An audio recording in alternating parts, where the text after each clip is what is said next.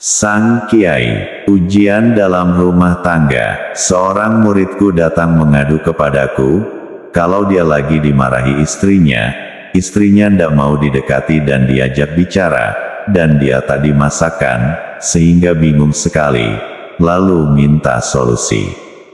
Kujelaskan, kalau syaitan itu menggoda masuk dari aliran darah, sabda Nabi Shallallahu Alaihi Wasallam. Maksud Nabi, jika syaitan itu tak bisa menggoda kita, maka akan menggoda dengan orang yang dekat dengan kita, bisa istri, anak, mertua, orang tua, ya seperti saat syaitan menggoda Nabi Ayub, jadi menggoda seumpama masuk ke aliran darah, artinya yang bisa sampai ke kita, dan berhubungan dengan kita. Ingat, kemarahan dan sifat buruk istri itu tak lepas dari kehendak Allah.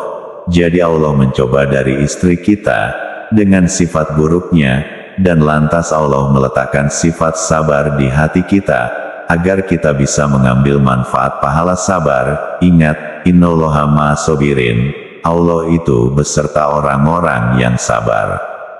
Karena Allah ingin kita dekat, sementara melihat amal ibadah kita teramat sedikit, lantas Allah menimpakan cobaan, agar kita bisa menjadi dekat dengan pahala kesabaran. Tapi Kiai, saya kan ndak dimasakan. Sampean ndak dimasakan istri sudah berapa hari? Ya sudah 2 hari ini Kiai, saya kan kelimpungan mau makan. Lawong baru 2 hari saja kok, lah saya sejak menikah sama istri, belum pernah dimasakan sama istri, dan saya ndak apa-apa. Lah makannya dari mana Kiai? Kita kan punya tangan dan kaki, ya kalau saya selama ini masak sendiri, untuk saya makan sendiri, untuk buka dan sahur sendiri, dan tak pernah saya merasa kelimpungan. Makanya kalau mau ke rumah saya itu mbok ya kasih kabar ke saya dulu, biar saya itu ndak kerepotan. Lah kalau mendadak, saya kan juga punya wirid. Jadi kalau tanpa kasih kabar ya terpaksa ndak ada makanan di rumah saya, bagaimana saya mau masak kalau sambil menemui tamu? Jadi kalau mau datang kasih kabar, biar saya bisa memasakkan, sebab bagi saya menghormati tamu itu wajib. Lah kalau ndak kasih kabar dulu, itu kan juga namanya mau mempersulit saya.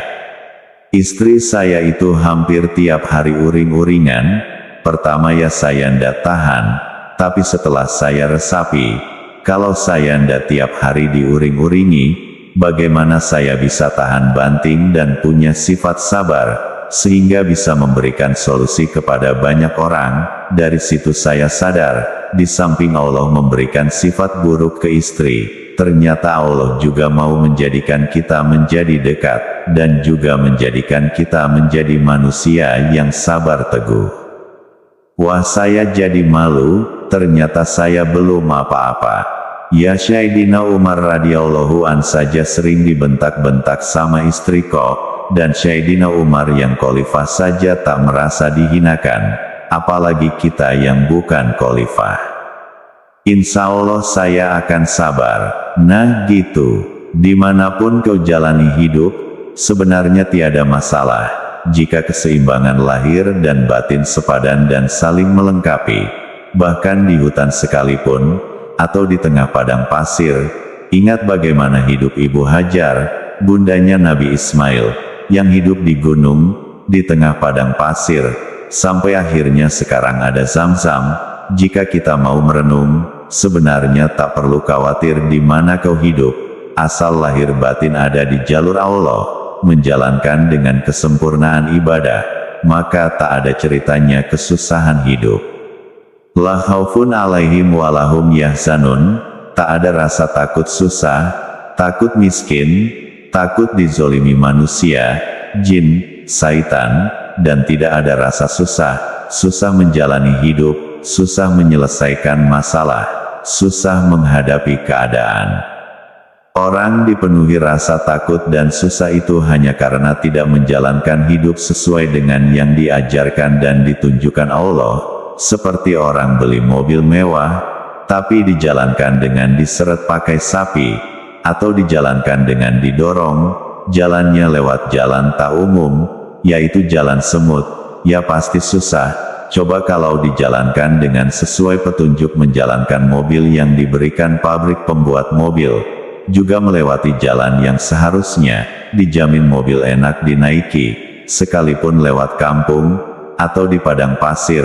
Sama juga dengan manusia jika menjalankan dirinya dengan sesuai petunjuk Al-Quran, maka dijamin manusia itu akan hidup enak, berkah, tenang, damai, bahagia, tak ada rasa khawatir, tak ada rasa takut, sekalipun hidup di atas gunung, hutan, kampung, kota, atau padang pasir. Ketika seorang muslim itu lupa pada Allah, dan lupa untuk apa sebenarnya dia diciptakan, Allah akan mengingatkan kembali agar muslim itu kembali pada Allah, kembali menuju maksud tujuan Allah menciptakannya, yaitu untuk menghamba melayani Allah sebagai hamba. Jika orang itu ingat lalu kembali pada Allah, maka itu baik, orang itu berarti sadar. Tapi jika orang itu sudah diingatkan kok masih gak ingat tujuan Allah menciptakannya, maka Allah akan memberi peringatan agak keras sedikit.